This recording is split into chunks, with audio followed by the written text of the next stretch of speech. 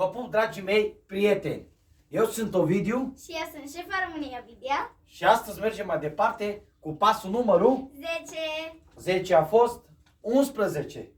11. Pasul 11. Dar Ovidia vrea să vă spună 10 că facem și conexiunea.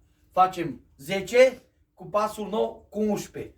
Cei care nu v-ați abonat la canalul nostru de YouTube, abonați-vă la canalul nostru. Tot e Ovidia oficial. Acolo unde noi în fiecare zi predăm și vă dăm câte un video. Țin să vă mulțumesc tuturor celor care apreciați și pe TikTok, tot eu video sunt, și pe Instagram, tot eu video sunt, și pe Facebook, tot eu video. Orice eveniment din viața dumneavoastră, noi vi-l facem mai frumos. Așa că mergem mai departe. Astăzi vom face și cu muzică și fără muzică. Pasul 10 cu pasul 11.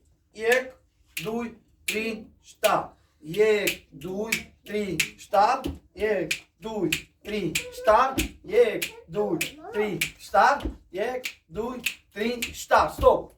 Acum vine pasul cu numărul 11. 1, 2, 3, start. 1, 2, 3, start. 1, 2, 3, start.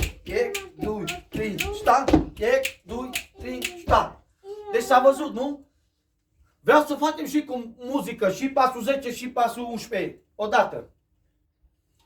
Fiți atenți aici.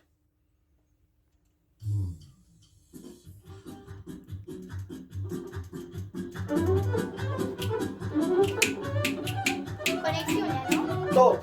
Pasul 10 cu 11, bine? 4 și 4. Mâine la ora 10 și 10. 1, 2, 3 și 8. Ale! Ale! Și 11 Ovidia. 1, 2, 3, start. 1, 2, 3. 1, 2, 3, start. 1, 2, 3, start. Deci ați văzut. Cei care nu v-ați abonat la canalul de YouTube, Tot e Ovidia oficial. abonați-vă acolo, că noi în fiecare zi vă dăm câte un video. V-am pupat!